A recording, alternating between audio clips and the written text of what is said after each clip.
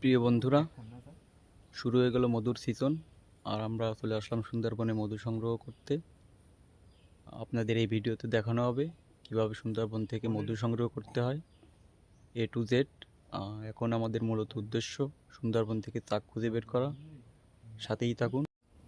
অনেক খোঁজাখুঁজির পর পেয়ে গেলাম বড় একটা চাক। দেখেন, একটু দেখানোর চেষ্টা করি।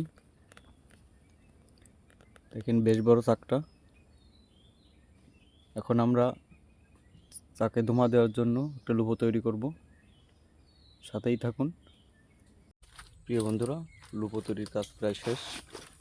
এখন চাক কাটবো। আমরা দেখতে পাচ্ছেন প্রায় লুপো তৈরি হয়ে গিয়েছে। এখন চাক কাটতে উঠবো।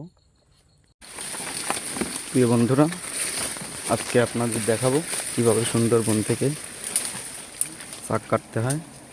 দেখেন, অলরেডি আমরা ধোঁয়া দিয়ে দিয়েছি। দেখেন খুব সুন্দরভাবে পোক চলে যাচ্ছে ধোঁয়ায়।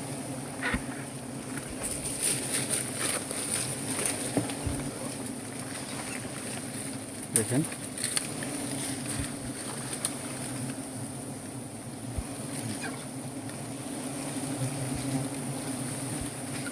বন্ধুরা,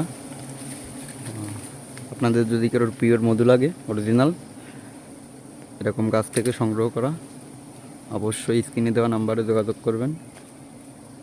আমাদের প্রোডাক্ট দাম একটু বেশি, কিন্তু অরিজিনাল পাবেন।